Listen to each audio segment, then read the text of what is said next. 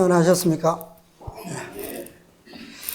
오늘 이 복된 안식일에 이 성전을 통하여 또 주의 말씀을 통하여 은혜의 축복을 우리 마음에 풍성히 누리시게 되기를 간절히 기도합니다. 여러분들 그동안 사진으로만 보시다가 직접 와서 보시니까 어떻습니까? 예. 우리가 이 성전을 왜 지었습니까? 왜 지었어요? 어떤 목적으로 지었습니까? 예. 언제나 그렇지 않습니까? 예. 이번에는 우리가 특별한 목적을 세우고 이렇게 했죠. 그런데 우리가 이 땅에서 할 수 있는 일들 중에 이게 제일 쉬운 것 같아요. 우리가 할 수 있는 최소한의 할 수 있는 일이 이게 아닌가 싶어요. 이거 외에는 우리가 할 수 있는 게 없는 것 같습니다. 그렇지 않아요? 정말 앞으로 이루어질 일들에 비하면 이건 너무 보잘것없는 일이잖아요. 그죠? 하나님께서 마지막 때에 이 교회를 통해서 정말 이 진리를 마음에 품은 이 교회를 통해서 하나님께서 마지막 당신께서 친히 하실 일들에 비하면 이것은 눈에 보이는 것으로는 아름다울지는 몰라도 정말 그 놀라운 일들에 비하면 우리가 하는 것은 너무나도 보잘것없는 것입니다. 자, 오늘 제가 드리려고 하는 말씀은요, 이른 비와 늦은 비, 기름 발리운 자 둘이라고 하는 제목을 가지고 함께 말씀을 보려고 합니다. 자, 먼저 스가랴서 4장에 있는 말씀을 다 같이 보시겠습니다. 스가랴 4장에 있는 말씀입니다. 이 말씀은 우리가 너무나도 많이 개혁운동을 하면서 너무나 많이 연구해왔고 또 접해왔던 말씀이죠. 자, 1절부터 3절까지 먼저 보겠습니다. 내게 말하던 천사가 다시 와서 나를 깨우니 마치 자는 사람이 깨우임 같더라. 그가 내게 묻되 네가 무엇을 보느냐? 내가 대답하되 내가 보니 숭금 등대가 있는데 그 꼭대기에 주발 같은 것이 있고 또 그 등대에 7 등잔이 있으며 그 등대 꼭대기 등잔에는 7 관이 있고 그 등대 곁에 2 감람나무가 있는데 하나는 그 주발 우편에 있고 하나는 그 좌편에 있나이다 하고, 그 다음에 11절부터 보겠습니다. 우리가 다 보면 좋겠지만 11절부터 마지막 절까지 보겠습니다. 내가 그에게 물어 가로되 등대 좌우의 2 감람나무는 무슨 뜻이니까 하고 다시 그에게 물어 가로되 금 기름을 흘려내는 2 금관 옆에 있는 이 감람나무 2 가지는 무슨 뜻이니까? 그가 내게 대답하여 가로되 네가 이것이 무엇인지 알지 못하느냐? 대답하되 내 주여 알지 못하나이다. 가로되 이는 기름 발리운 자 둘이니 온 세상의 주 앞에 모셔섰는 자니라 하더라. 아멘. 예. 우리가 참 잘 아는 말씀이죠. 예. 잘 알지만 이 스가랴서 4장의 이 말씀들은 상징적으로 되어 있고 또 표상과 예언적으로 되어 있기 때문에 우리가 말씀을 통하지 않고서는 쉽게 이해할 수 있는 그런 말씀은 아니죠. 근데 여기 보니까 선지자가 2가지의 질문을 하고 있죠. 11절에 보면 등대 좌우의 두 감람나무는 무슨 뜻이니까? 라고 물었고요. 그 다음에 두 번째 질문은 12절에 금기름을 흘려내는 두 금관 옆에 있는 이 감람나무 두 가지는 무슨 뜻이니까? 질문이 어때요? 두 가지가 같은 것 같습니까? 다른 질문인 것 같습니까?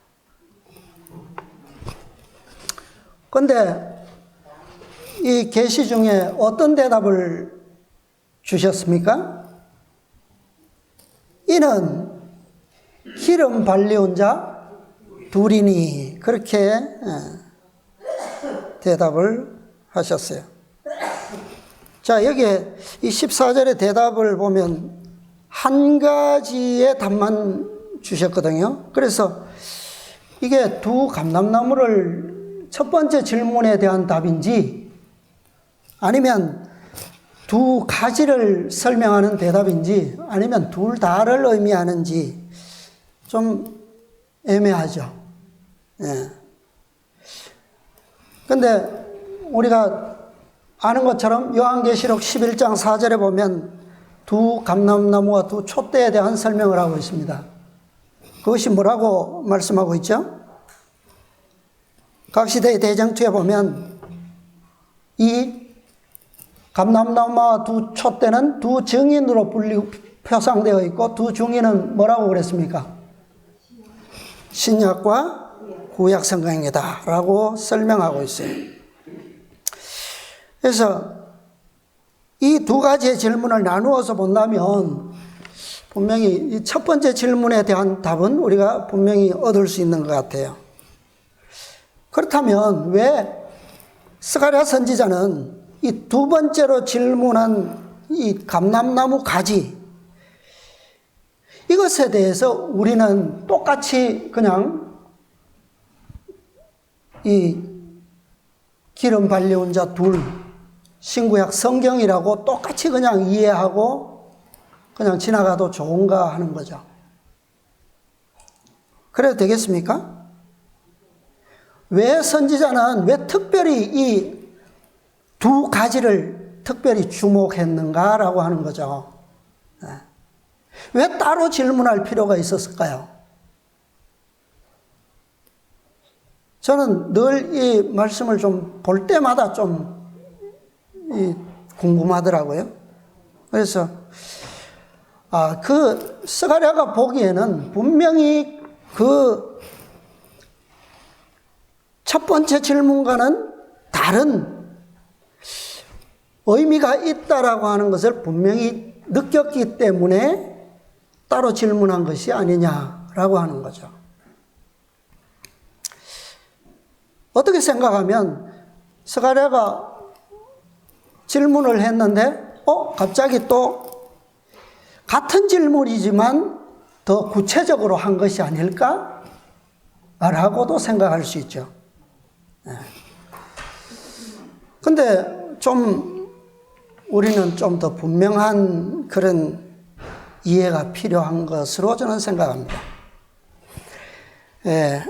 오늘 말씀해 보면 여기에 이 12절에 나오는 두 감람나무의 두 가지, 그 다음에 그 앞절에 나오는 두 감람나무라고 할 때 같은 단어가 있어요. 그게 둘이라고 하는 단어입니다. 이 둘이라고 하는 단어는 원어가 세나임이라고 하는 단어인데 이 세나임의 뜻은 의미가 뭐냐면 말 그대로 성경이 해석한 것처럼 번역된 것처럼 둘이라고 하는 뜻이에요. 그런데 둘은 복수라고 하는 거죠. 그죠?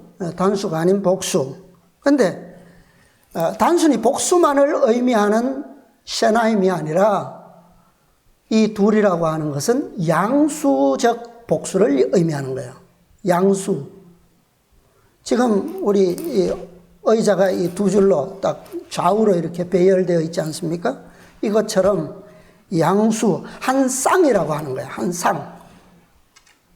그래서 한 쌍이라고 하는 것은 단일성이 있어요, 없어요? 있죠? 그러면서도 차이점이 또 있습니까, 없습니까? 이쪽과 이쪽은 분명히 대조적인 차이점을 분명히 가지고 있다라고 하는 거죠. 그런 것이, 그렇게 쓰인 단어가 바로 여기에 나오는 세나임이라고 하는 단어입니다. 그래서 예를 들면 우리 한상으로 된 게 많잖아요. 그죠? 손, 발, 눈, 뭐 이렇게 다 둘이지만 하나처럼 불리는 그런 것들이에요. 그러나 우리가 평소에는 어떻게 손과 발을 얘기할 때 어떻게 얘기합니까? 뭐 그냥 손, 발 이렇게 하면 다 알아듣잖아요. 그죠? 그런데 어떤 때는 특별히 하나만을 얘기해야 될 때도 있어요. 그죠? 어떻게? 오른손, 왼손, 오른발, 왼발 이렇게. 그렇게 불러야 할 때도 있다라고 하는 거죠. 그래서 계시록 11장에서 말씀하고 있는 그 두 증인, 거기에 둘도 같은 의미인데 이건 역시도 그냥 우리가 성경이라고 말하면 다 알아듣잖아요. 그런데 특별히 어떤 때는 신약, 새 언약이라고 말해야 될 때도 있고 어떤 때는 옛 언약이라고 구약이라고 말해야 될 때도 있다라고 하는 거죠. 이것이 바로 여기에 사용된 둘이라고 하는 단어의 의미입니다. 그 다음에 여기에 또 우리가 주목해야 되는 것은 이 감람나무 두 가지. 감람나무는 같은 나무예요. 그죠? 11절의 나무나 12절의 나무나 같은 나무예요. 그런데 11절과 12절이 다른 건 뭐예요? 두 가지가 덧붙었다는 거예요. 그런데 여기에 나온 이 가지라고 하는 뜻은 뭐냐면 어원은 같은데 낱말은 두 개의 낱말이 있습니다. 그게 첫째 단어는 쉿볼이라고 하는 단어예요. 이 쉿볼이라고 하는 단어는 곡식의 이삭이라고 하는 의미를 가지고 있습니다. 곡식의 이삭. 그러니까 어떤 곡식의 이삭이거나 어떤 나무의 가지이거나. 그런데 가지인데 어떤 가지냐면 새싹 가지를 의미하는 거예요. 이것이 첫 번째 단어고요. 두 번째는 쉿볼렛이라고 하는 단어예요. 많이 들어보셨죠? 쉿볼렛. 쉿볼렛은 뭐냐면 시내 개울, 물이 흐르는 시내 개울, 이런, 아니면 뭐 큰 물을 설명할 때도 이 단어가 쓰였고, 또 창이라는 아주 넘치는 물, 그런 물을 설명할 때도 이 쉿볼렛이 사용되었습니다. 근데 이 쉿볼렛으로 발음하면 다시 이삭이라고 하는 말이 되어버려요. 전혀 어때요? 뭐 좀 비슷합니까? 의미가 쉿볼렛과 의미가 같아요. 발음은 비슷한데 뜻은 전혀 다르죠. 이삭과 물, 시내 다르잖아요. 그죠? 근데 이 곡식을 의미하는 쉿볼, 이 쉿볼 단어는 구약 성경에서 15번 사용되었습니다. 근데 대부분이 어디에서 나오느냐면 창세기 41장 요셉의 경험에서 요셉의 그 생애 가운데서 이 사건이 가장 많이 기록되어 있어요. 바로가 꿈을 꾸었고 그 해석에서 이 이삭이라고 하는 쉿볼 단어가 가장 많이 사용되었습니다. 그리고는 룻이 이삭을 죽으러 가죠. 그 다음에 욥기에 한번 나오고요. 이사야에 한번 나옵니다. 그 외에는 다 요셉의 사건에서 나오는 단어예요. 근데 이 15번의 이삭을 의미하는 쉿볼이라고 하는 단어는 다 이삭이라고, 14번은 이삭으로 사용되었는데 단 한 번만 가지라고 하는 단어로 사용되었어요. 그것이 바로 유일하게 오늘 보는 스가랴서 4장 12절의 말씀입니다. 그런데 이 가지는 아주 특이한 점을 가지고 있는데요. 이 가지의 의미는 뭐냐면 감람나무 끝부분, 맨 꼭대기 끝부분에 수상화서를 의미하는 단어예요. 여러분, 꽃을 이렇게 만지는 분들은 아시죠? 꽃꽂이 하시거나 이렇게 식물을 잘 아시는 분들은 수상화서가 뭐예요? 수상화서. 저도 몰랐는데 이 단어를 찾으니까 이런 단어가 나오길래 보니까 처음 알았습니다. 한 개의 긴 꽃대 둘레에 여러 개의 꽃이 이상 모양으로 피는 꽃차례. 해석해 놨는데, 뜻을 풀이해 놨는데, 그 풀이도 참 어려워요. 쉽게 이미지를 생각하면, 보리 이삭입니다. 밀 이삭, 보리 이삭. 그죠? 하나의 대가 있고, 그 대에서 직접적으로 나달들이 돌아가면서 오밀조밀하게 이렇게 열려 있죠. 그것을 수상화서라고 그래요. 그 다음에 또 다른 걸로는 흔히 우리 한국 어디 가도 촌에 가면 다 보이는데 질경이 꽃대, 그죠? 또 아실지 모르겠는데 오이풀, 역귀, 새무릎지기, 맹문동꽃 보라색 아시죠? 그 다음에 바나나, 하나의 대에 열매가 쫙 열리죠, 그죠? 그 다음에 나무로서는 이 올리브 나무입니다. 감람나무. 우리가 그냥 이 올리브 나무는 워낙 수령이 긴 나무들이잖아요. 그래서 이렇게 또 잎이 크거나 뭐 나무가 특이하게 아름답거나 뭐 그렇지 않고 또 우리나라에 잘 없기 때문에 사진으로밖에 볼 수 없지만 이 올리브 나무의 끝 가지가 이 수상화서의 모양으로 꽃을 피우고 열매를 맺는다고 합니다. 근데 제가 예를 든 이 식물들을 보면 대부분의 수상화서는 1, 2년생 아주 짧은 한 해 살이거나 두 해 살이거나 뭐 그런 풀들이에요. 근데 이 감람나무는 그렇지 않잖아요. 성경에서도 장수 식물이지 않습니까? 그죠? 가장 우리가 수상화서 식물의 가장 특이한 점이라고 하면 여러 개의 꽃이, 많은 꽃이 단 하나의 꽃 줄기에 직접적으로 붙어 있다라고 하는 것이 특징입니다. 이것이 바로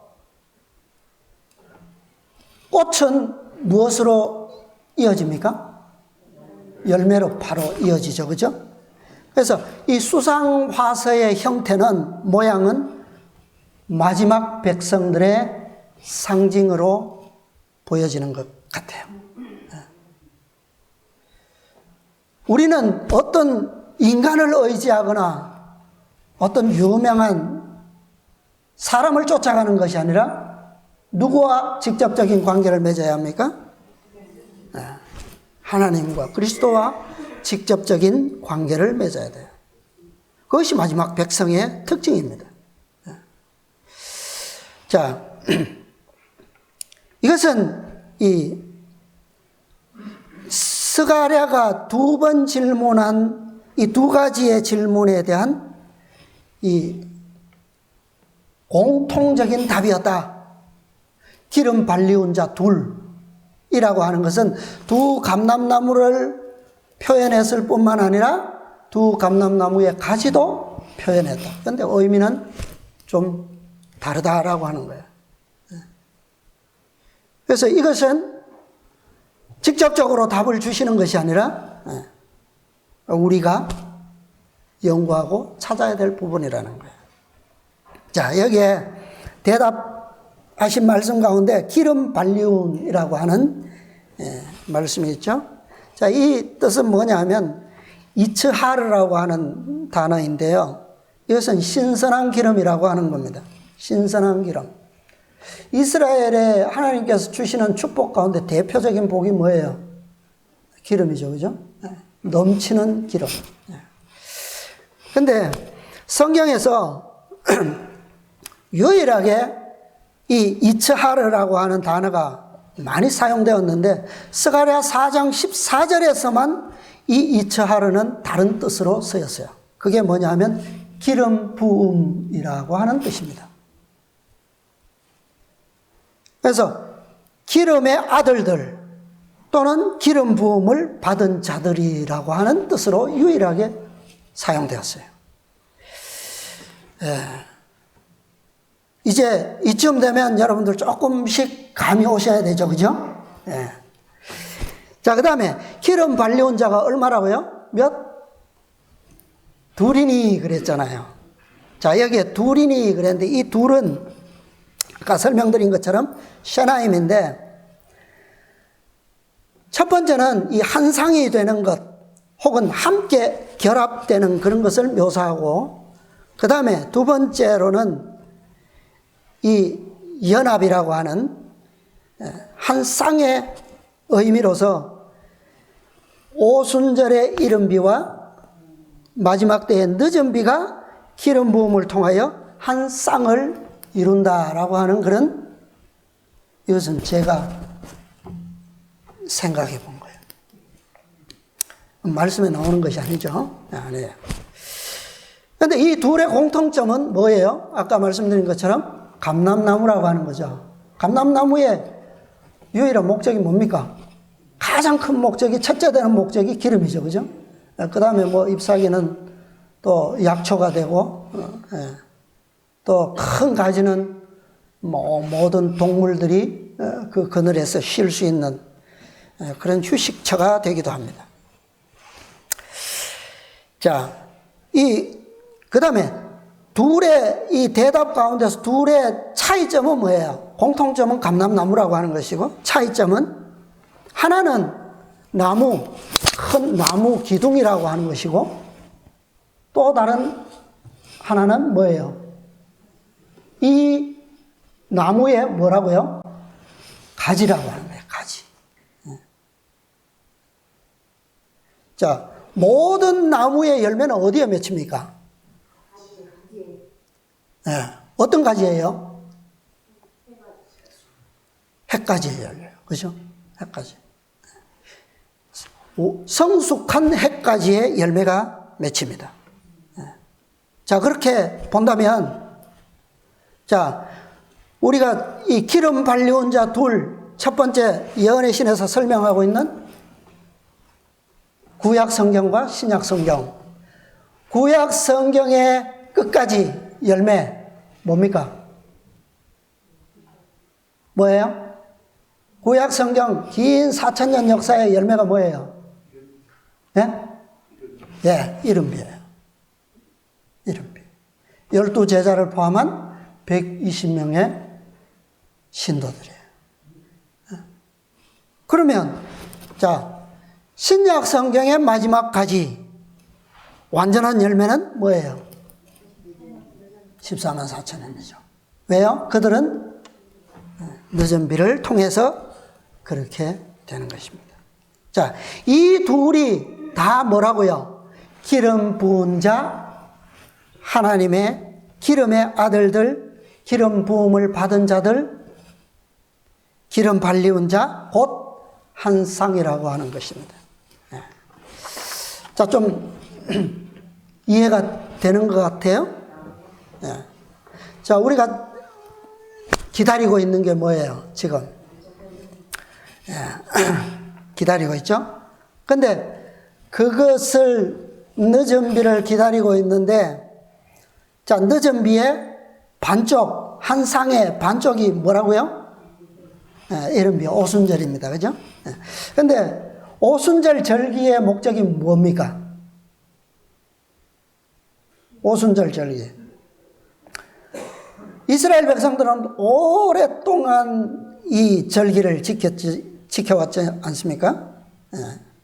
그런데 이스라엘 백성들에게 주어진 그 절기들이 7절기인데 연중 이 7절기는 1년에 3절기로 묶어져서 이렇게 지키도록 되어 있었어요. 자, 첫 번째 절기는 뭐예요? 6월절을 6월절이라고도 하고 무교절이라고도 대표적으로 부릅니다. 자, 근데 이 무교절의 의미는, 왜냐하면 무교절 안에 뭐가 있어요? 6월절이 들어있어요. 그죠? 네, 초실절과 함께 들어있어요. 근데 이 무교절의 의미는 무엇을 통해서 나타납니까? 어떤 절기를 통해서 우리가 쉽게 이해할 수 있어요? 6월절을 통해서 설명되고 있어요. 그죠? 네. 6월절이 없으면 무교절의 의미는 없는 겁니다. 그죠? 네. 초실절도 없어요. 그래서 무교절의 중심은 6월절이 설명하고 있다.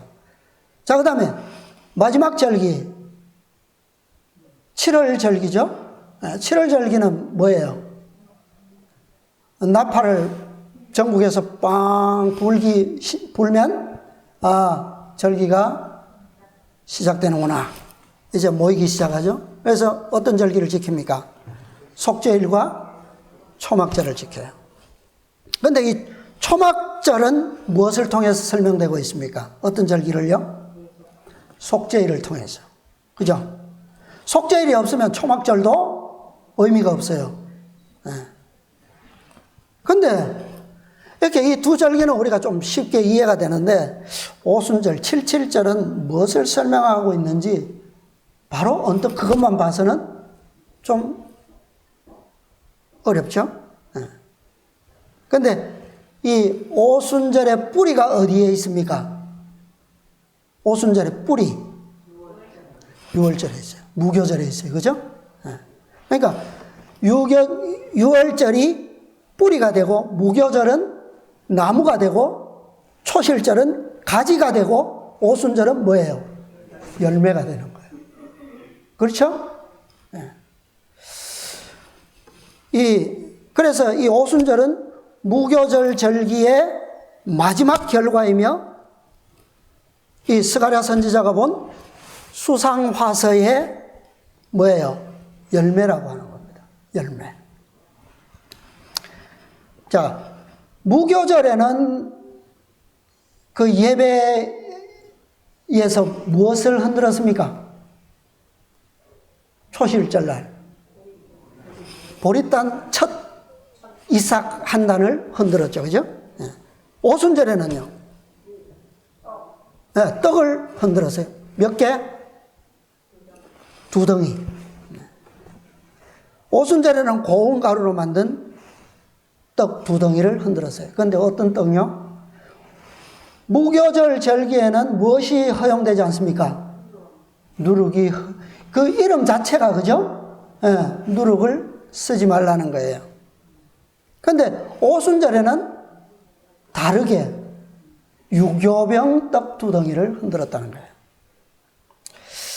자, 어떻게 이것이 조화를 이룰 수 있습니까?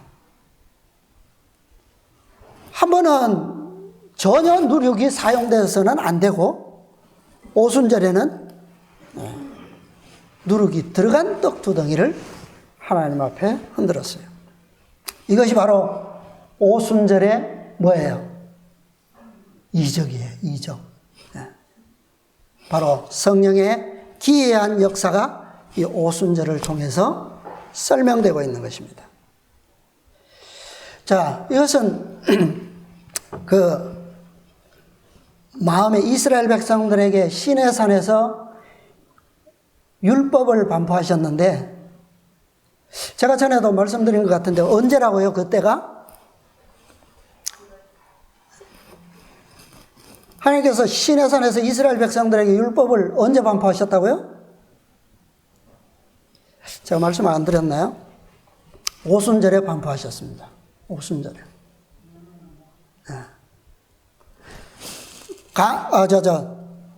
숫꽃 고센에서 뭘 지키고요?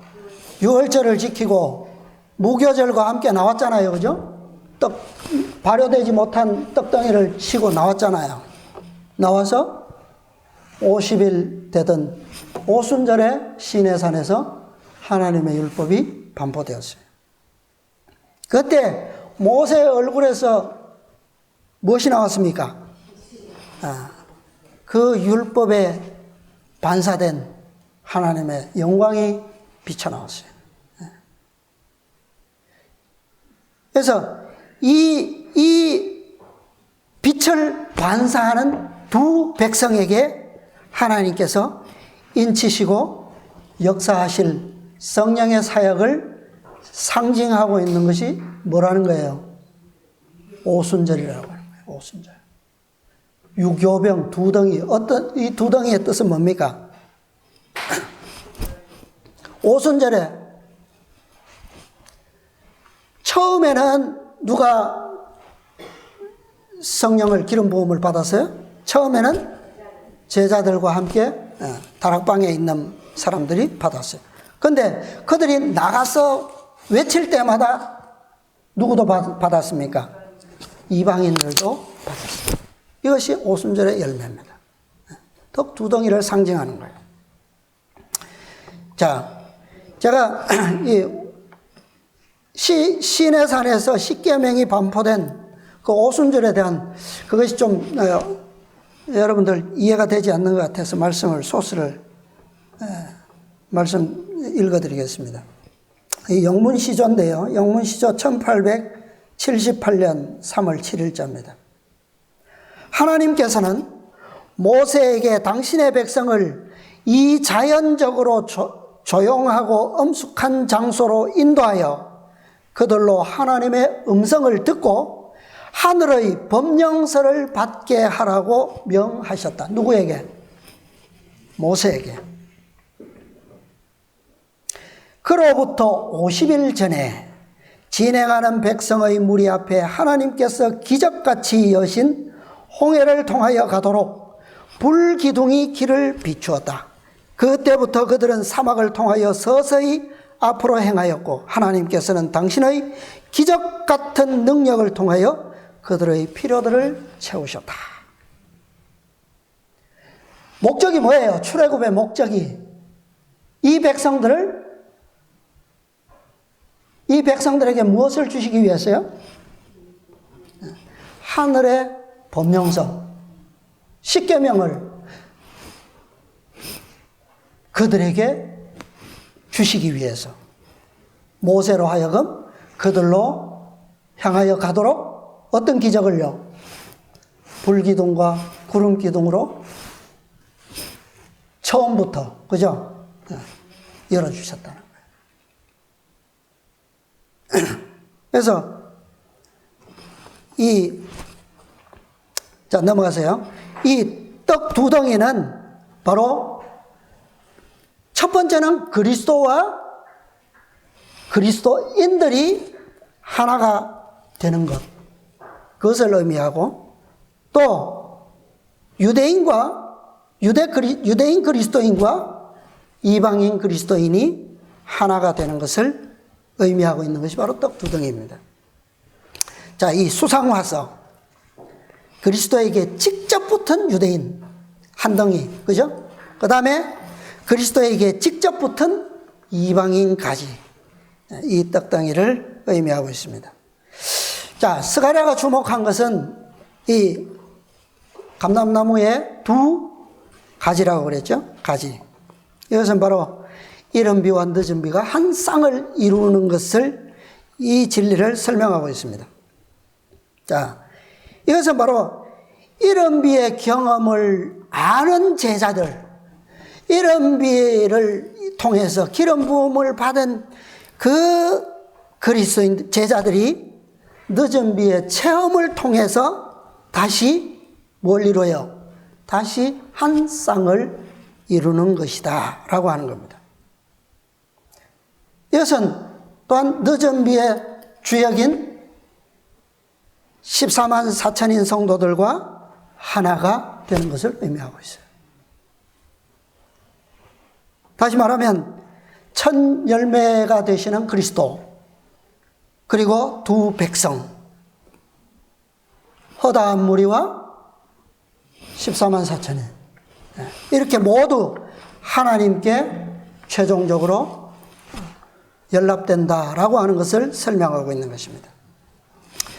자, 성경 창세기에 보면 요셉의 이야기가 많은 분량을 차지하고 있습니다. 특별히 37장에는 요셉의 꿈 이야기가 있어요. 자, 요셉이 꿈을 몇 번 꾸었습니까? 2번 꿨죠? 한 번은 어떤 꿈이에요? 곡식단들에 대한 꿈이죠. 또 2번째는 해와 달과 11별이 나오는 꿈이에요. 그런데 이 꿈은 다릅니까? 같습니까? 같죠? 네. 같지만 분명히 의미는 같은데 상황은 다르게 성취됩니다. 그죠? 달라요. 그 다음에 그래서 이 꿈도 제가 가만히 생각해 보니까 왜 차이가 있는지 꿈은 같은 것인데 상황은 다르다. 첫 번째 꿈은 예수님의 초림과 오순절 이른뼈 관계가 있는 것 같아요. 그 다음에 2번째 꿈은 마지막 재림 전에 성취될 늦은 비의 사건과 관계가 있다라고 하는 것을 제가 좀 어렴풋이 이해하고 있습니다.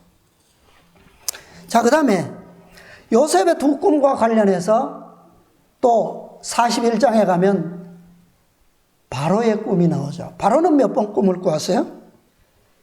2번 꿈을 꾸었어요. 그런데 요셉이 바로에게 설명을 하죠. 왕이 꿈을 2번 겹쳐 꾸신 것은 뭐라고요? 하나님께서 이 일을 정하셨음이니라 이렇게 설명을 했어요. 자, 바로가 꾼 2 꿈은 같은 겁니까? 다른 겁니까? 달라요? 같은 것을 설명하죠? 같은 것을 설명합니다. 첫 번째는 이삭에 대한 꿈이었고 2번째는 소의 꿈이었잖아요. 그런데 둘 다 무엇을 설명했어요? 7해 풍년과 7해 흉년을 설명했어요. 자, 이 꿈은 우리가 좀 주목할 필요가 있는 예언적 꿈인 것 같아요. 아주 이 7해 풍년과 7해 흉년은 아주 극과 극을 보여주는 거잖아요. 그죠? 그래서 오늘날 우리에게도 있을 그런 사건입니다. 지금까지 우리는 영적으로 놀라운 풍년의 기적을 보내왔지 않습니까? 풍년이었어요. 언제 우리에게 흉년이 될지 시작될지 우리는 알 수 없어요. 앞으로 갑작스런 흉년이 찾아오게 될 때 이 흉년을 대비하지 못한 많은 사람들이 있을 것입니다. 흉년이 시작되면 많은 사람들이 양식을 사기 위해서 어디로 와야 돼요? 애굽으로 올 것입니다. 그런데 막강한 권력을 가진 애굽의 왕은 바로이지만 양식을 사기 위해서 오는 사람들은 누구한테 가야 됩니까? 바로에게 가면 돼요? 바로가 양식을 주나요? 누가 줍니까? 요셉이 주는 거예요. 양식을 얻으려면 요셉에게 가야 돼요. 네. 자, 요즘 우리가 안식일학교에 배우고 있죠? 안식일학교 교과에서 보면 동일한 교훈을 주고 있습니다. 자, 막강한 권세의 권력은 바벨론 왕 누가 가지고 있었어요? 느부갓네살이 가지고 있었습니다. 그런데 참 생명의 지혜와 지식은 누구에게 얻어야 됩니까? 다니엘을 통해서만 배울 수가 있었어요. 아무리 세상 권력 최광대국의 왕 보좌에 앉아 있으면 뭐합니까? 생명의 지식은 그에게 없어요. 누구에게서 온다고요? 이 남은 무리는 바로 풍년 동안에 흉년을 위해서 준비된 바로 이런 자들이 될 것입니다. 이들이 바로 마태복음 25장에서 나오는 어떤 처녀예요? 슬기로운 처녀들이에요. 자, 이제 우리도 이 흉년을 위한 마지막 준비 얼마나 남았는지 모르지만 우리는 지금 것보다 훨씬 더, 그죠? 열심히 준비할 필요가 있습니다. 자, 마지막 우리의 준비는 어떻게 하는 것인가? 자, 우리 성경 한 말씀 찾아보겠습니다. 민수기 민수기 20장. 민수기서 20장. 6절부터 보겠습니다. 자, 20장 제목이 뭐예요? 우리 복음성경 가지신 분들은 소제목이 있죠? 아, 그렇게 나옵니까? 예, 다툼의 물이죠. 6절부터 보겠습니다. 모세와 아론이 총회 앞을 떠나 회막문에 이르러 엎드림에 여호와의 영광이 그들에게 나타나며 여호와께서 모세에게 일러 가라사대 지팡이를 가지고 내 형 아론과 함께 회중을 모으고 그들의 목전에서 너희는 반석에게 명하여 물을 내라 하라. 네가 그 반석으로 물을 내게 하여 회중과 그들의 짐승에게 마시울지니라. 이것이 준비예요. 이 사건이 언제 있었는지 기억나세요? 아시죠? 이 사건이 언제 있었습니까? 출애굽 제40년 마지막 언제였을까요? 오순절 직전이었어요. 시기적으로. 자, 왜 그런지 보겠습니다. 20장 1절요. 방금 읽었던 앞에 1절. 언제입니까? 정월에, 이 40년이거든요. 정월에 이스라엘 자손 곧 온 회중이 신광야에 이르러서 백성이 가데스에 가더니 미리암이 거기서 죽음에 거기 장사합니다. 정월이면 1월이죠. 무교절 절기의 시기입니다. 자, 그 다음에 33장요. 민수기 33장 38절 보십시오. 자, 한번 읽어 주십시오. 33장 38절입니다.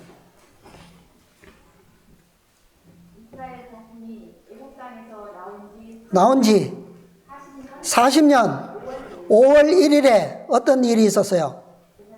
제사장 아론이 여호와의 명으로 호르산에 올라가 거기서 죽었으니. 자, 그러면 20장을, 자, 여러분 다시 돌아가서 20장을 29절까지 한번 보세요. 뭐 제목만 보셔도 아실 거고 금방 아실 겁니다. 여기에 어떤 사건들이 기록되어 있어요? 20장 전체의 기록은 이 1절에 나온 미리암의 죽음과 33장에 나오는 아론의 죽음, 1월과 5월 사이에 나오는 사건들이 민수기 20장에 기록되어 있는 거예요. 거기 어떤 사건이 있어요? 미리암이 죽었고요. 그 다음에 두 번째 사건은요, 방금 제가 읽었던 무리바 다툼의 사건이에요. 그죠? 다툼의 물. 그 다음에 그 사건이 끝나면서 어떤 내용이 기록되어 있습니까? 에돔 왕에게 편지를 보내죠. 뭐라고 보냅니까? 우리가 지나갈 수 있는 무엇을 내달라? 대로를 내달라는 거예요. 그게 왕의 대로입니다. 대로를 내달라. 우리가 물도 사먹고 필요한 것은 다 돈 주고 사먹을 테니까 좀 길만 달라는 거예요. 근데 오케이 했어요? 에돔 왕이? 네. 못 가게 했어요. 그래서 여기까지는 가데스에서의 사건이에요.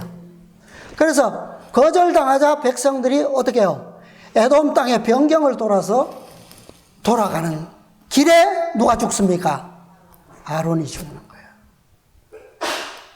그러니까 지금 여기에 무리바 사건은 어느 시기에 일어났다는 것을 알 수 있겠어요. 왜 제가 이것을 굳이 오순절이라고 강조하려는지, 모세에게 하나님께서 뭐라고 말씀하셨어요? 너는 내 형 아론과 함께 내 지팡이를 들고 회중 앞에 서서 반석에게 뭐하여?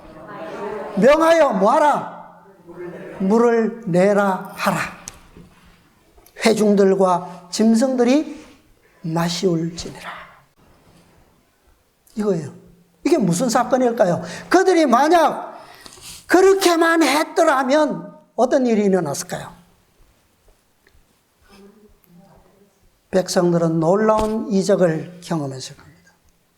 비록 모세가 그 명령을 거역하고 반석을 2번 쳤지만 물은 나왔어요. 이것은 특별한 기적은 아닙니다. 왜요? 40년 동안 똑같이 기적을 맛봤잖아요. 그죠? 그렇게 되었더라면 백성들은 모세와 아론을 통해서 하나님의 영광을 보게 되었을 거라는 거예요. 하나님께서 모세에게 뭐라고 말씀하셨습니까? 왜 아론이 5월 달에 거기서 출발하자마자 왜 죽었어요? 뭐 때문에요? 너희가 내 목전에서 내 영광을 뭐 했다고요? 나타내지 아니하였다라고 말씀하셨어요. 백성들이 그들로부터 하나님의 영광을 보게 되었을 것 같으면 그 백성들은 비록 물이 없으므로 원망하고 불평했을지라도 하나님의 영광을 보고 다시 준비될 수 있었다라고 하는 겁니다. 하나님께서는 다시금 그들을 기적의 섭리로 뭐 하셨을까요? 에돔 땅에 대로를 열어주셨을 겁니다. 이것이 그분의 섭리였어요. 첫 번째 반석은 어떻게 물이 나왔습니까? 쳐서 나왔어요. 침을 통해서 내도록 되어 있었어요. 치지 않으면 물을 얻을 수가 없어요. 그러나 2번째는요. 물을 어떻게 얻으라고요? 반석을 명하여.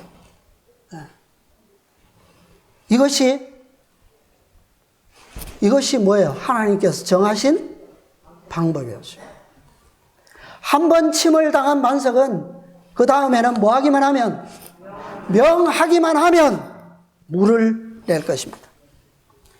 6월절에 그리스도께서 어떻게 되셨어요? 땅! 십자가에서 돌아가셨어요. 침을 당하셨습니다. 그리고 부활절, 부활의 영광을 제자들은 보았습니까? 보았어요. 그렇기 때문에 제자들은 무엇을 믿고 기다릴 수 있었어요? 약속을 믿고 오순절을까지 기다릴 수가 있었습니다. 그런데 그냥 기다렸어요, 그들이? 너희는 예루살렘을 떠나지 말고 언제까지 기다리라? 오순절이 되기까지 예루살렘에 머물러라. 그게 약속이에요. 그죠? 약속이에요. 그런데 약속이 주어졌음에도 불구하고 제자들은 뭐 했습니까? 뭐 했어요? 기도하고 부르짖었어요. 왜요? 무슨 기도했을까요? 뭐라고 부르짖었을까요? 이미 약속은 주어져 있는데 만약에 약속이 있었을지라도 그들이 뭐 하지 않았더라면, 기도하지 않았더라면 약속을 성취되도록 못 믿어서 그랬을까요? 예수님께서 하신 약속인데 그들이 지금까지 모든 예수님의 말씀이 어떻게 성취되고 어떻게 영광스럽게 이루어져 가는지를 다 보았는데 못 믿어서 기도했을까요? 약속을 성취하게 해달라고? 늦은 비도 말씀을 명하고 반석을 향하여 부르짖는 백성에게 내릴 것입니다. 이 명령은 약속이에요. 약속. 자, 스가랴의 마지막 호소를 보겠습니다. 스가랴는 그의 기별 가운데 이스라엘 백성들에게 마지막 호소를 하고 있는데 그 기별은 바로 스가랴 10장 1절. 어떤 말씀이 있습니까? 봄비 때에 여호와 곧 번개를 내는 여호와께 무엇을 구하라? 비를 구하라. 무리에게 소낙비를 내려서 밭의 채소를 각 사람에게 주리라. 회중과 짐승에게 마시울지니라. 하나님께 구하라고 하는 기별은 스가랴가 한 기별 중에서는 이것이 마지막 호소예요. 그 뒤에 14장까지 말씀이 쭉 기록되어 있지만 그것은 기별이 백성들에게 주는 호소의 기별이 아니라 늦은 비 이후에 성취될 예언적인 연속적인 사건들을 그냥 쭉 설명하고 있는 거예요. 백성들에게 하는 호소의 기별은 이것이 마지막입니다. 뭐 하라고요? 여호와께 비를 구하라. 언제요? 언제요? 그때가 언제입니까? 그때가 바로 6월절이에요? 마지막 봄절기가 속죄일절기 아니에요? 제가 잘못 이해하는 겁니까? 자, 이것은 이 모든 성취들, 스가랴서 마지막 부분에 기록된 이 기록들은 우리에게도 같이, 그래서 우리가 할 수 있는 마지막, 우리에게 주어진 마지막 열쇠, 이 뒤에 기록된 예언의 성취들을 경험할 수 있는 마지막 열쇠는 이거밖에 없어요. 10장 1절. 뭐 하라는 거예요? 뭐 하는 거예요? 자, 유다가 바벨론에게, 느부갓네살에게 멸망하고 수많은 백성들이 포로로 잡혀갔어요. 그때 그들이 바벨론에서 머물 수 있는 시간은 얼마였습니까? 정해져 있었어요. 그죠? 70년. 70년이 마치면 고국으로 돌아오게 하시겠다는 예언이, 약속이 있죠.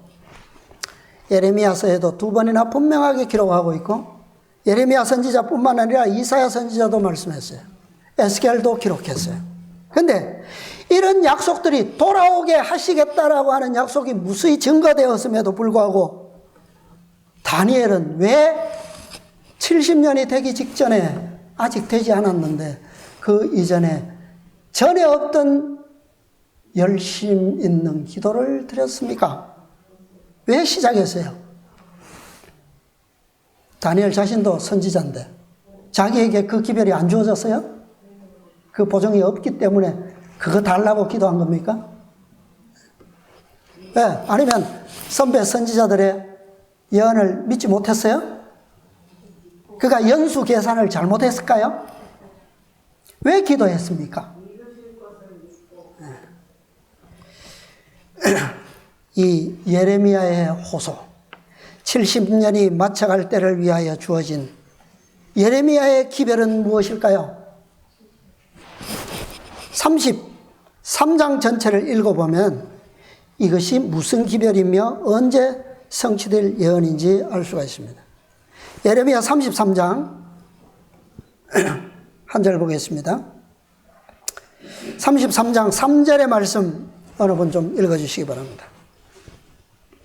너는 내게 부르짖으라. 내가 내게 응답하겠고 내가 알지 못하는 크고 비밀한 일을 내게 아멘. 뭐 하라고요? 부르짖으라. 하나님의 약속은 분명히 70년이 마치면 너희로 어디로 데려가겠다? 고토로 데려가서 나는 너희 하나님이 되고 너희는 내 백성이 되리라. 그때는 지금까지 있었던 모든 것이 다 사라질 것이다. 새롭게 될 것이다. 라고 약속하셨어요. 그런데 왜 예레미야 선지자는 여기서 뭐라고 호소합니까? 부르짖으라고 호소합니까? 그리하면 무엇을 보이겠다고요? 네가 알지 못하는 크고 비밀한 일을 내게 보이리라. 이것이 그분의 비밀이에요. 진짜 비밀. 누구만 알까요? 누구만? 부르짖는 자만 알 수 있는 거예요. 그죠? 왜? 그들에게 보이겠다고 말씀하셨기 때문에. 자, 에스겔은 뭐라고 하고 있을까요? 에스겔의 기별은 무엇입니까? 36장 여러분 잘 아시죠? 36장에 어떤 말씀이 있어요? 자, 중간에 이 장도 우리가 다 보면 참 좋은데 시간이 없기 때문에 좀 이해해 주시기 바랍니다. 24절부터 보겠습니다. 36장 24절. 내가 너희를 열국 중에서 취하여 내고 열국 모아 데리고 그 품에 들어가서 만물로 너희에게 뿌려서 너희로 정결케 하되 곧 너희 모든 더러운 것에서와 모든 불쌍한 상기에서 너희를 정결케 할 것이며 또 새 영을 너희 속에 두고 새 마음을 너희에게 주되 너희 육신에서 굳은 마음을 제하고 부드러운 마음을 줄 것이며 또 내 신은 너희 속에 두어 너희로 내 율례를 행하게 하리니 너희가 내 규례를 지켜 행할지라. 내가 너희 열조에게 준 땅에 너희가 거하여 내 백성이 되고 나는 너희 하나님이 되리라. 네, 좀 생략하고 넘어가겠습니다. 37절. 나 주 여호와가 말하노라. 그래도 그랬어요. 내가 이 모든 것을 너희에게 다 어떻게 하겠다? 성취하겠다. 그래도 뭐라고요? 이스라엘 족속이 이와 같이 자기들에게 뭐 하기를? 이루어 주기를 내게 구하여야 할지라. 내가 그들의 인수로 양떼같이 많아지게 하되 제사 드릴 양떼 곧 예루살렘 정한 절기의 양떼같이 황폐한 성읍에 사람의 때로 채우리라. 그리한즉 그들이 나를 여호와인 줄 알리라 하셨느니라. 뭐예요? 하나님의 약속은 분명합니다. 그렇죠? 정하신 때에 분명히 이루실 겁니다. 그럼에도 불구하고 그들이 이스라엘 족속이 이와 같이 누구에게? 자기에게 이루어 주기를 뭐 하라고요? 내게 구해야 할지라 그랬어요. 이 두 번째의 기름 부음은 늦은 비에 충만함은 막연히 부르짖는다고 되는 게 아니에요. 그죠? 막연히 반석에게 명하기만 한다고 물이 쏟아지는 그런 것이 아니에요. 준비된 그릇, 준비된 마음, 두 가지로부터, 마지막 가지로부터 흘러나오는 모든 말씀으로 장성한 그런 열매들에게 부어지는 특별한 은총입니다. 이것이 늦은 배예요. 여러분, 두 나무로부터 마지막 가지에 이르기까지 그 사이에 얼마나 많은 것들이 있는지 압니까? 그 사이에 얼마나 많은 하나님의 이적들이 숨겨져 있는지. 그죠? 마지막 가지는 그 모든 것을 통해서 뭐 해요? 열매를 맺어요. 이것이 마지막 기름 부음의 열매입니다. 자, 다니엘이 얼마나 예언에 밝은 사람이었습니까? 그죠? 그가 전에 없던 기도를 한 그 기초는 뭐예요? 말씀이죠. 그죠? 예언의 말씀이에요. 근데 우리가 성경을 살펴보면, 자, 제가 오늘 이렇게 중간중간에 이렇게 인용한 말씀들 가운데 보면 거기에 나오는 요셉의 꿈, 바로의 꿈, 그 다음에 제가 성경절은 안 했지만 그 십볼렛 이 사건, 사사기에 나오는 입다의 사건입니다. 므낫세와 에브라임이 싸웠어요. 이 모든 사건들 가운데 다 연결이 돼 있어요. 이 마지막 때를 위한 교훈이 다 들어있어요. 연결돼서. 왜 승리하는 12지파에 에브라임이 왜 빠져 있습니까? 므낫세는 그 형 므낫세는 요단강 동편에 살았어요. 땅을 얻었어요. 그 다음에 에브라임은 가나안 본토의 땅을 얻어서 중앙에 살고 있었습니다. 이 사사 입다의 때에 이 길라앗이 므낫세가 암몬 족속과 싸워서 이겼어요. 근데 그때 누구를 안 불렀다고? 에브라임 안 불렀다고? 에브라임이 와서 뭐 했습니까? 므낫세를 시기해서 시비를 걸었어요. 그래서 전쟁을 일으켰는데 누가 이겼습니까? 길르앗이 이겼어요. 그죠? 므낫세가 이겼어요. 근데 사실은 안 부른 게 아니라 불렀는데 지들이 안 왔어. 그래 놓고 지금 와서 뭐라고 하는 거예요? 이기고 나니까 배가 아프죠? 그래서 에브라임이 요단강을 건너와서 전쟁을 걸었어요. 그런데 므낫세가 이기니까 에브라임이 어떻게 했습니까? 쇠 빠지게 도망가죠. 어디로? 본토로 가야 될 거 아닙니까? 그죠? 근데 가려면 뭘 건너야 돼요? 요단강을 건너야 돼요. 근데 요단강 나루턱을 므낫세가 점령을 해버렸어요. 막 달려옵니다. 도망가는 사람이 와서 나로 건너게 하라. 그러니까 므낫세가 뭐라고 합니까? 야, 너 십볼렛 해봐. 그게 뭐 십볼렛이 무슨 의미라고요? 나로 이 겨울을 건너게 하라.